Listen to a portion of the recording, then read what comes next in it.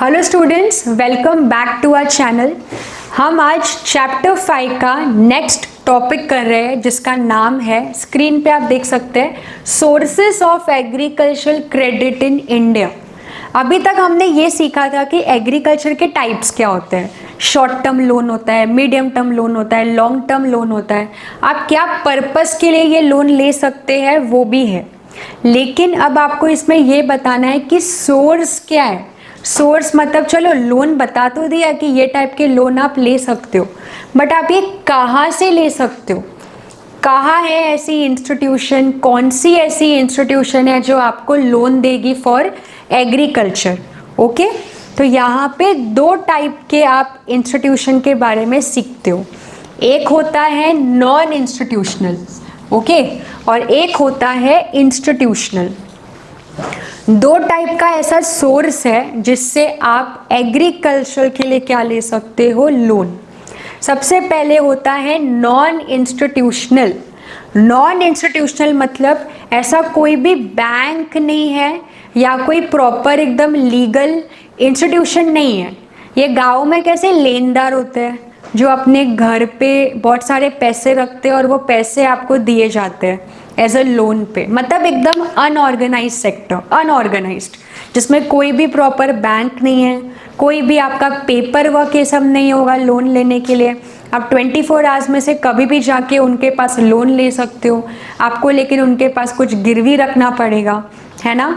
और मोस्टली जो rural people है ना, वो बैंक से ज़्यादा प्रेफर करते हैं कि उनसे लोन ले ले, क्योंकि वो लोग इतने एडुकेटेड नहीं होते, तो वो लोग को बैंक में जाके लोन लेना, वो पेपर वर्क, वो डॉक्यूमेंटेशन उनको काफ़ी डिफ़िकल्ट होता है। इसलिए वो लोग सोचते हैं कि इतना ज़्यादा कौन करेगा, हम नॉर्मल लेनदार से ही लोन ले लेते हैं। इसके लिए गाँव एरिया में ये नॉन इंस्टीट्यूशन काफ़ी चलते हैं, ठीक है। और नॉर्मली देखो यहाँ पे लिखा भी है कि 40% ऑफ क्रेडिट नॉन इंस्टीट्यूशन से ही है। और इनका मेन डिसएडवांटेज क्या है कि ये लोग इंटरेस्ट रेट बहुत हाई चार्ज करता है। अगर आप किसी नॉन इंस्टीट्यूशन से लोन लेते हो तो उनका इंटरेस्ट बहुत हाई होता है, और साथ में आपको कुछ उनके पास गिरवी भी रखना पड़ेगा, कुछ गिरवी रखना पड़ता है तो ही आप लोन ले सकते हो। ओके, तो ये नॉन इंस्टीट्यूशनल होता है, जिसको एक वर्ड है कोलैटरल सिक्योरिटी। कोलैटरल का मतलब क्या होता है कि आपके पास कोई ऐसी सिक्योरिटी है जो आपने गिरवी रखी है। मतलब आपके पास कोई प्रॉपर्टी है, कोई प्रॉपर्टी आपको गिरवी रखना पड़ सकता है। आपके पास कुछ कैटल है, आप कैटल्स को गिरवी रखोगे और फिर ही आप क्या कर सकते हो, लोन ले सकते हो। इसके लिए नॉन इंस्टीट्यूशनल में आप अगर एग्जाम्पल देखोगे तो पहला एग्जाम्पल ही है मनी लेंडर। ये बहुत पुराने ज़माने से है, जिनको हिंदी में बोलते हैं लेनदार, जो आपको पैसा तो दे देंगे, आपको जब भी ज़रूरत है आपको पैसे मिल जाएंगे, लेकिन फिर आपको कुछ गोल्ड इनके पास गिरवी रखना पड़ सकता है, कुछ प्रॉपर्टी, और साथ में जितना आपको लोन मिल रहा है उस पर आपको हाई इंटरेस्ट भी क्या करना है, भरना है। तो ये थोड़ा सा मुश्किल हो जाता है। सो मनी लेंडिंग एक बहुत ही प्रेवेलेंट प्रोफेशन है। अगर आपके पास अच्छा खासा पैसा है तो वो पैसे को आप लोन पे दे के अच्छा इंटरेस्ट कमाते हो। तो इसमें लेनदार को बहुत फ़ायदा है, लेकिन जो लोन ले रहा है उसको बहुत नुकसान है। ओके, इसके अंदर और कौन आ जाते हैं नॉन इंस्टीट्यूशन में, और क्या एग्जांपल दिया है, कोई भी प्राइवेट सोर्स जहाँ से आप लोन लेते हो जिसमें गवर्नमेंट का कहीं से भी रजिस्ट्रेशन नहीं है ना, जैसे ट्रेडर, लैंडलॉर्ड, कमीशन एजेंट। आप अगर अपने किसी रिलेटिव या फ्रेंड से भी लोन ले रहे हो तो ये किस में आएगा, ये आएगा आपके नॉन इंस्टीट्यूशन में। रिलेटिव या फ्रेंड से भी लोन लेना किस में आ गया, नॉन इंस्टीट्यूशन। ओके, तो ये कुछ एग्जांपल्स थे आपके नॉन इंस्टीट्यूशन के, जिसमें आपको कोई रजिस्ट्रेशन की ज़रूरत नहीं है, ये बिल्कुल भी ऑर्गेनाइज्ड सेक्टर नहीं है, कुछ भी नहीं है, ठीक है। इसमें बस एक ही एडवांटेज है कि आपको बिना पेपर वर्क के लोन, अगर आपको रातों रात चाहिए आपको रातों रात भी लोन मिल जाएगा, ठीक है। नेक्स्ट आते हैं, नेक्स्ट है हमारा जो टॉपिक है, ये थोड़ा बड़ा टॉपिक है, ये होता है हमारा इंस्टीट्यूशनल सोर्सेस। काफ़ी इम्पॉर्टेंट टॉपिक है ये।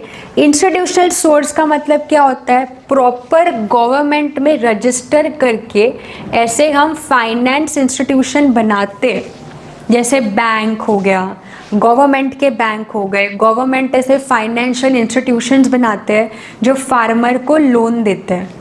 तो इसमें प्रॉपर पेपर वर्क होता है, इंटरेस्ट भी एकदम हाई नहीं रहता कि जिससे आप लोन का अमाउंट रीपे नहीं कर पाओ। तो ये एक्चुअली में बहुत बड़ा एक प्रोफेशनल इंस्टीट्यूशन है जो ऑर्गेनाइज और सिस्टमैटिक तरीके से अपने कंट्री में चलता है। तो आप अपने कंट्री में जितने भी बैंक्स के नाम आपने सुने होंगे, ये सारे हमारे इंस्टीट्यूशंस हैं, फाइनेंशियल इंस्टीट्यूशंस में ये सारे आते हैं। ठीक है, जिसका आप मीनिंग देख लो।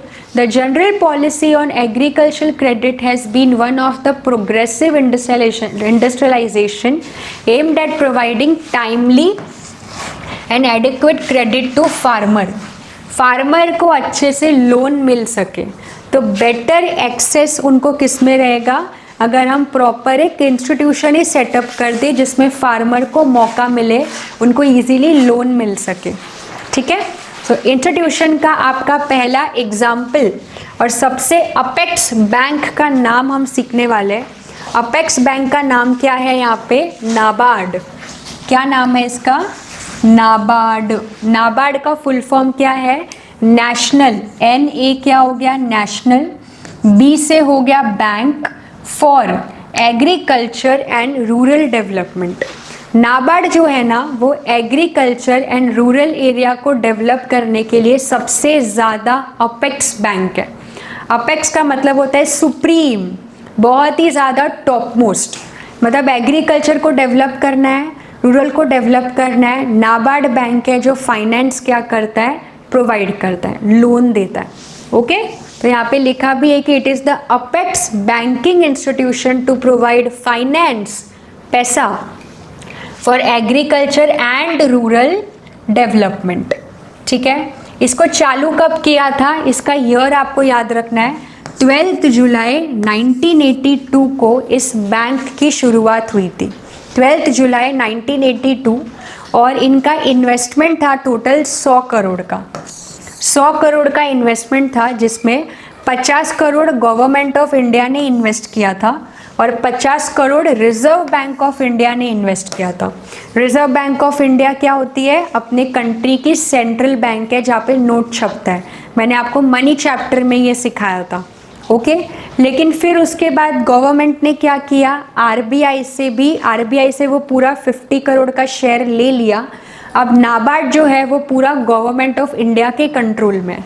गवर्नमेंट ऑफ इंडिया क्या कर रहा है, नाबार्ड को पूरा कंट्रोल करता है। ठीक है, नाबार्ड का मेन एम ही ये है कि हमें एग्रीकल्चर को डेवलप करना है, रूरल एरिया को डेवलप करना है।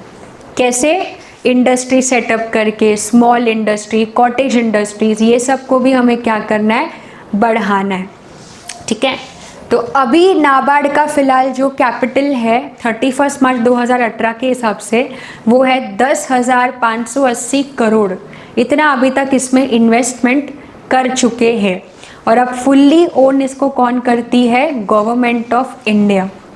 ठीक है, तो NABARD agriculture and rural area के लिए सबसे टॉप मोस्ट इंस्टीट्यूशन है जो फार्मर की हेल्प कर रही है, फार्मर को कम इंटरेस्ट रेट पे लोन दे रही है ना, जिससे वो लोग डेवलप। और सिर्फ फार्मर को ही नहीं, छोटे छोटे अगर जो स्मॉल इंडस्ट्री, कॉटेज इंडस्ट्री भी अगर आपको चालू करना है रूरल एरिया में तो ये मदद करेगा, ये आपको डेवलपमेंट में हेल्प करेगा। तो ये आपका पहला इंस्टीट्यूशन हो गया नाबार्ड। दूसरा इंस्टीट्यूशन है जो आपने सुना होगा, रूरल कोऑपरेटिव क्रेडिट इंस्टीट्यूशन। इसके बारे में मैंने आपको OCM का जब मैंने चैप्टर 4 कराया था तो उसमें हमने कोऑपरेटिव बैंक के बारे में सीखा था। तब मैंने आपको बताया था कि बहुत से ऐसे लोग होते हैं जिनको कमर्शियल बैंक, जो अपने कंट्री की प्राइवेट बैंक्स है, उससे लोन नहीं मिल पाता है। तो इसके वजह से रूरल एरिया में ऐसे कोऑपरेटिव बैंक्स बनते हैं और कोऑपरेटिव बैंक्स को कंट्रोल कौन करता है, नाबार्ड कंट्रोल करता है। तो नाबार्ड क्या करता है, ये सारे कोऑपरेटिव बैंक्स को कंट्रोल करेगा। तो ये कोऑपरेटिव बैंक्स जो होते हैं वो रूरल एरिया में सेटअप होते हैं और ये लोग फिर फार्मर, स्मॉल फार्मर हो गए, छोटे मोटे इंडस्ट्रीज जो सेटअप होते हैं, उनको loan, credit system, advisory system, ये सब प्रोवाइड करता है। ठीक है, तो आप अगर देखोगे तो ये सारे नाम हैं, जैसे शॉर्ट टर्म के लिए भी कोऑपरेटिव्स है, लॉन्ग टर्म के लिए भी कोऑपरेटिव्स है। शॉर्ट टर्म मतलब 2 साल के लिए भी अगर आपको लोन चाहिए आपको मिलेगा, आपको लॉन्ग टर्म के लिए भी लोन मिलेगा। इसके अलावा लॉन्ग टर्म में तो ऐसे 2 डिवाइडेड किया हुआ है, जैसे primary cooperative agriculture and rural development bank, ये बैंक का नाम है जो रूरल एरिया में ओपन होता है। और दूसरा नाम क्या है, state cooperative agriculture and rural development. अब ये दोनों में फ़र्क क्या है, प्राइमरी कोऑपरेटिव जो होगा ना वो हर गांव लेवल पे आपको मिलेगा। देखो एक स्टेट होता है, स्टेट में बहुत सारे डिस्ट्रिक्ट्स होते हैं, डिस्ट्रिक्ट्स के अंदर बहुत सारे गांव भी होते हैं, बहुत सारे छोटे छोटे सिटीज़ भी होते हैं। तो ये आपको हर एक गांव लेवल पे क्या मिलेगा, ये बैंक मिलेगा। और जो ये स्टेट कोऑपरेटिव है ना, ये हर गांव के पूरे जो स्टेट है, लाइक स्टेट बैंक बोल सकते हैं इसको, कि स्टेट का बैंक वो कंट्रोल कर रहा है सारे विलेज लेवल के बैंक्स को। ठीक है, तो ये सब जगह पे है। आप अपने एरिया में भी जहाँ पे रहते होगे ना, वहाँ पे भी आपको ऐसे कोऑपरेटिव बैंक्स मिलेंगे, क्योंकि कोऑपरेटिव बैंक्स हर जगह पे होते हैं। ये रूरल पुअर और इन सब के लिए होते हैं।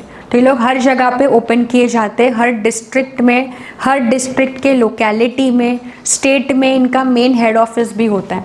और फिर सेंट्रल हो गया नाबार्ड, नाबार्ड इन सबको क्या करता है, कंट्रोल करता है।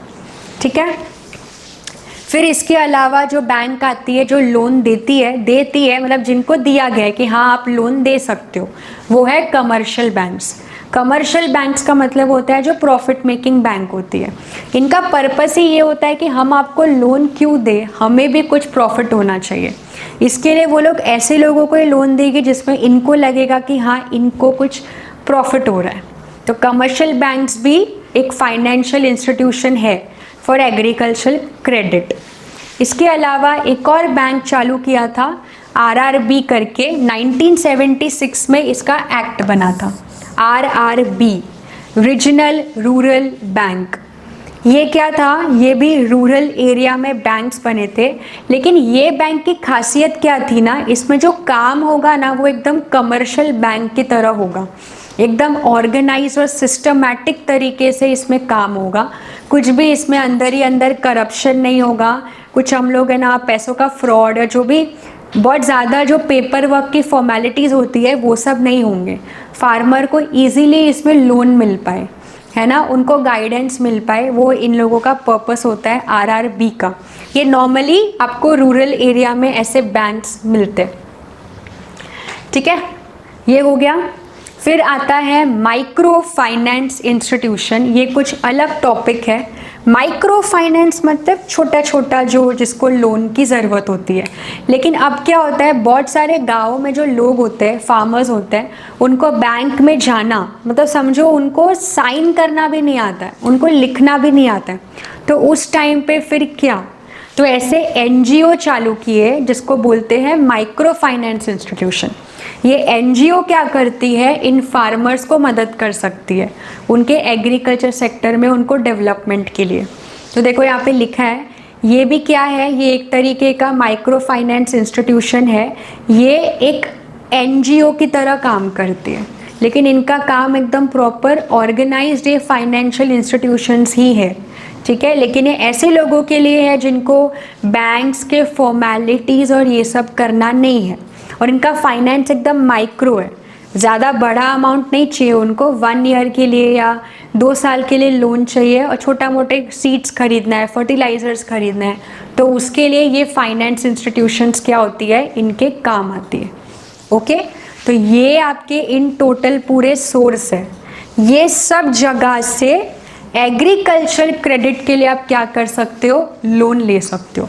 तो सोचो गवर्नमेंट ऑफ इंडिया ने बहुत सारे ऐसे इंस्टीट्यूशंस बनाए हुए हैं ताकि आपको लेनदार के पास जाने की ज़रूरत ना हो। आप ऐसे फाइनेंशियल बड़े बड़े इंस्टीट्यूशंस में जा सकते हो, वहाँ से short term, medium term, long term जो लोन लेना है आप ले सकते हो।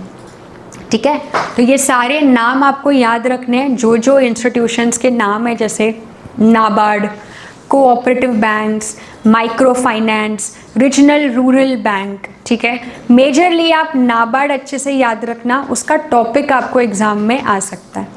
ओके, सो आज के लिए इतना काफ़ी है। नेक्स्ट लेक्चर में हम इस चैप्टर का एक्सरसाइज करेंगे। चैप्टर हमारा कंप्लीट होता है। Thank you so much.